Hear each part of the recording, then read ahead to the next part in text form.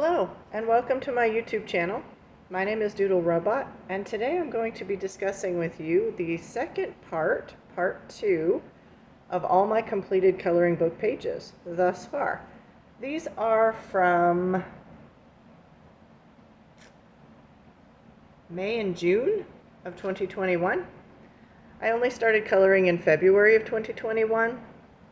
That's when I discovered it. I bought my first book, I guess, towards the end of February, and I have been coloring ever since. So, these are in no particular order. This is Serenity by Creative Haven, Diane Pearl. And this was a kind of a bad mess up here. I had originally painted the background watercolor. I just got out a Creative Haven book to experiment with watercolor on my pages, and it was a disaster. So I had to kind of save it. I painted over what I could. I did cover up some of the design a little bit, but I decided to cover it with acrylic paint, a geometric pattern to kind of contrast with the organic nature of the focal point there. So this is all Prismacolor and acrylic paint. All right, that was Serenity by Diane Pearl. Next we have Starry Skies by Angela Porter, also a Creative Haven book. And here I did the lighthouse page. This is all, I was really starting to delve into my other mediums in May and June, trying to get away from using just Prismacolors all the time when I can. So here I painted the background in acrylic paint, and the rest is Prismacolors, of course. In some of my other books I really start to get away from it, so we'll see those in a second. So that is Creative Haven. I was really proud of the lighthouse here. I was mixing my grays with other colors. Down here in the rocks I was mixing my grays with other colors. I like how it turned out that way. So really gave some depth to the grays. So anyways, that is Entangled Starry Skies by Angela Porter. Next we have all the square books. I'm going to zoom you in a little bit. Shaky camera alert. Sorry about that. Alright, this is Circle of Life by Melpomene Chatzipanagiotou. That was terrible. I'm so sorry I said that wrong. I'm sure I said that wrong. Yeah, we'll just move on from that. Alright, we have the giraffe page here. Here we're still in all the, this is just all Prismacolor again. A little bit of acrylic paint for the stars in the background. At this point, I have gel pens and I have other mediums, but I could never remember to use the gel pens. I just naturally, when I need to do something like that, I would just naturally reach for the acrylic paint because that was my medium for so many years. I discussed in one of my other videos that I used to be an acrylic painter, big, huge mural size abstract expressionist paintings done mostly with acrylic paint, other mixed mediums, but mostly acrylic paint. So this is the giraffe page in Circle of Life by that lovely young lady. I'm sorry I can't say your name. Alright, next we have Fairies in Dreamland. This is where I gave myself an assignment, just like the teachers do. I was trying to not use my Prismacolors because I like the Prismacolors, so I was trying to get away from that.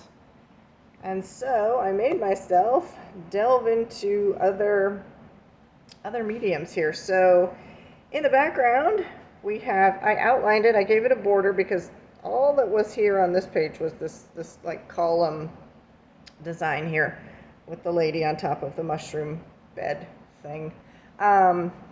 So I did an outline, a border. This is all acrylic paint in the background. I drew on the moon. I blacked that out with acrylic paint. And then I did watercolor over it. This is metallic watercolors from Collegiate. I haven't seen anybody else using those online, but somebody gave me those and they seem pretty good. So the bedding, all the mattresses here and the blankets that go with them, are all either Ohuhu water-based markers or my Tombow. I have a 6 set of Tombow pastel markers, water-based.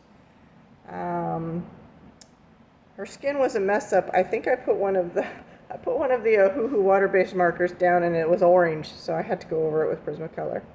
There's also a little bit of Prismacolor in, not on the spots, but on the flesh of the mushroom there. But that's it. That's all marker work there. A little bit of sparkly metallic watercolor on her wings. And then, trying to be like Coloring with Kay, who does all the sparkles and stuff like that, I went crazy with the background and the stars. This is probably a little over the top here. Could have eased back a little bit. But this is a set of Sakura I picked up at my local Walmart in the sticks. The Moonlight. I think they're the Moonlight colors. They're kind of really pastel-y, glow-in-the-dark almost colors. And then just some white gel pen for all the little dot stars. So that is it. Very little Prismacolor, I'm happy to say. An experimental page. Probably a bit over the top, but I like breaking out of my comfort zone there a little bit. That was Fairies in Dreamland by Denise Cleet. I don't think I said that right either. I am sorry. Alright, then we have Worlds of Wonder, Johanna Basford. And I was kind of in my acrylic background phase here. Still trying to do things with acrylic paint. Alright, so this is the page with all the floating desserts. I don't like big white backgrounds. I have to fill them with something. So I don't know. I envisioned these were not floating on the page so much as like floating on a menu. I had kind of a different menu idea for it, but this is the Sweet Shop menu. So I bordered it. This is acrylic paint back here, the stripes painted in acrylic paint. I had a totally different vision, but I found it to be very stressful to paint or to color all these different little dessert things that you could have. I mean, I don't eat sugar, so I didn't know what any of these things looked like. And I would have to go into town and look them up on my phone and then drive home and try to figure out what they would be like. It finally occurred to me that I could save the pictures on my phone and have references.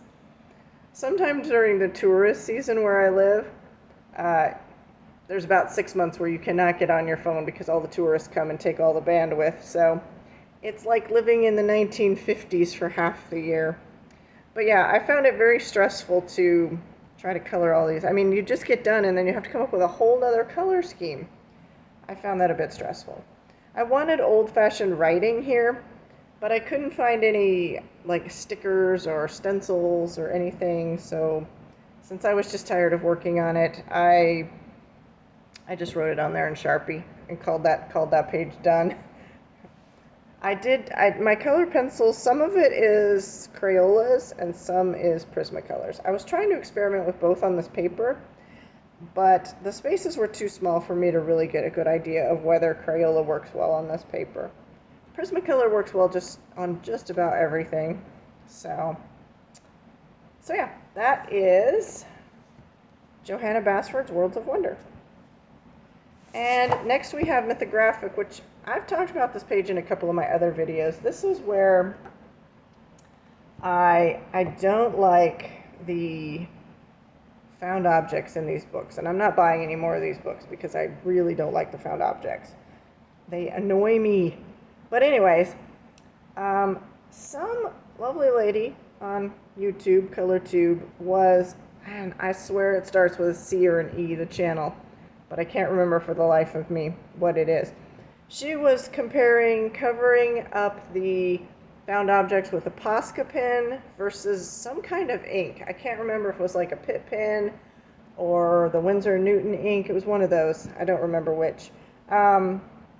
The Posca pen seemed to work better, she said, and it looked like on her video. So I went and covered something with the Posca pen, and then I colored over it with the Prismacolor. And it was, where the Posca pen was, it was light. Where the regular paper was, it was dark. So I'm like, oh, that's not going to work. So this started a great experiment. It's like, well, I bet, because of my experiments on the Create Space paper, which I talk about thoroughly in another video, please watch one of those. I thought that I could cover the paper with satin glazing liquid, two thin coats, and then that would alleviate the problem. And it did, it worked. So I'm pretty happy about that. The pink in the background is Prismacolor, and I've talked about, on top of satin glazing liquid, Prismacolor feels a lot like pastel pencil. Not pastel colored pencil, but pastel pencils, like the kind we used in art college, basically. It's very dusty. They blend like that. You can kind of hear the scratching noises. They blend well, but it creates a lot of dust. What works better on top of satin glazing liquid, and most of the pages in that, is Crayola colored pencil. Works great. Crayola colored pencils on top of satin glazing liquid feel like, to me, Prismacolors. And I talk more about that in another video, so you can tune in for one of my past videos. There's not that many. So yeah, I was able to cover all the found objects with the Posca pen, redraw the lines on there, and then go over it with satin glazing liquid, and that seemed to work really well. There's a couple, I'll zoom in for you here, but there's a couple areas it didn't cover so well with the Prismacolor. With the, I don't remember any problems with the Crayola colored pencils having coverage problems. That seemed to cover well. There were a few times when I was a little heavy-handed and I wanted to kind of scratch off the Posca pen underneath the satin glazing liquid. So I had to ease up a bit there. Sorry, I just kicked the cabinet. It kind of hurt. Anyways, let me zoom in here for you where it didn't quite work as well. You can see it a little bit over the castle here and a little bit by the tree. You can see a little bit of ghosting of the image. This was practice. I picked a page I wasn't particularly fond of. Next time I'll be better with my Posca pen. I'll be better with the satin glazing liquid over it. This was just a quick, like, oh my gosh, I've messed it up. What can I do? How can I save it? So hopefully next time it will go better. I'm working on my technique for that. But like I said, I have 3 of these mythographic books, and I'm not going to buy any more because I don't want to blot out the found objects. I don't want to color them gold. I mean, these are such nice images that they ruin with found objects. They put the found objects like in the most obnoxious areas, like right in the focal point. I've talked about this on another video. It's like right there in the focal point. Anyways, this was Mythographic Paradise by Fabiana Atanasio. I hope I said that right. All right, next we have the small books. I'm going to zoom you in one more time here. Sorry for the shaky camera. I'm new at this. Please be patient with me. All right, this is A Million Mermaids by Lulu Mayo. This was a book I waffled on, and I'm so glad I kind of bit the bullet and bought it because I wasn't sure if I could paint on her like little cartoony style. I wasn't sure if that was for me. But yeah, when I went to Phoenix one weekend, or 1 week, I don't remember what it was, but I went, a family member had passed away, and I went and stayed there for a while. But since I was in a town with stores, I made my cousin take me around to all of the Michaels and bookstores, and I looked at these books a lot. And in the last day, in the last hour, I finally bought this book where you have to pay full price for it. So I paid like $9.95 at Michael's for it, but I'm glad I bit the bullet and took the plunge here, because when I got home and started coloring in this, like, my Prismacolors just glided on the page. It was so pleasurable to color. Also, I found that I really liked the cartoony style. I liked you know, just being able to play with blending, blend how I wanted, not worry about light source and shading.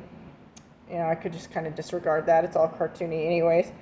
So I found it to be very pleasurable. I have since bought 3 of her other books, so I really liked how this one came out. Hopefully it's not out of frame. All right, so it's all Prismacolor with a little bit of collegiate metallic paints on the horns and the little bubbles, I believe. Or it could be Signo Silver gel pen. I'm not sure which. It's one of those. All right, so that was A Million Mermaids by Lulu Mayo. And one of my favorite all-time books. This is a big favorite of mine. This is Be Relaxed in Color, illustrated by Angela Porter. It's not her usual style of over-the-top, like entangled stuff. This book is so cozy. And I think when I read it, she talks about like cozy pictures or pictures that make you relax, like what they have in common. But this has so many awesome, like little vignettes, little sceneries. And it's actually, if we measure here with the Lulu Mayo book, the book seems bigger, but the illustrations are not. So the illustrations are pretty much the same width as the Lulu Mayo book and just a bit shorter than the Lulu, sorry, I'll get in frame for that, and a bit shorter. So they're quite small there, the illustrations. So they're easy to color, a quick little success. But like I said, they have lots of cool little landscapey things. It's not her like over the top style. It's like just the perfect mix of busyness and not busyness. A little bit of everything in here. There's a lot of sleep pictures. There's a whole section in the back of sleeping. This is a great landscape here of sleeping people and animals. All right, so it starts here. We got sheep going around the moon. We've got a little bird sleeping in his nest, super cute. We've got the boy on the moon sleeping, the owl sleeping, my favorite, the cat sleeping, dreaming of fish. This is a really good book. Lots of sleeping people and animals. I found this one also. This book, the paper, just Prismacolors just glide on it. It was so pleasurable to do. And it's just the right size. It was quick, it was easy, it wasn't complicated. You know, it was a nice easy win, basically. This is all Prismacolor. I actually like how it turned out. I thought I ruined the water because I'm like, what are these circles in the water? I didn't know what they were. Like, is it where like little bugs hit the water and make those circles? I couldn't decide, so I colored the water. I left those till last, and then I just went over it with watercolors. But standing back and looking at it, I think it's okay. I live in the desert. I have no idea what happens in the water, so hopefully it's okay for water. But anyways, I loved how the Prismacolor worked on this paper. So that is it for my, what did I say, May and June colored pictures. This is part 2 of all my colored pictures thus far. Please stay tuned in September, which is tomorrow, actually. I will review my finished pages from July and August. I thank you for joining me tonight. I hope you have a wonderful morning, afternoon, evening, whatever it is for you. Live long and prosper. Bye-bye.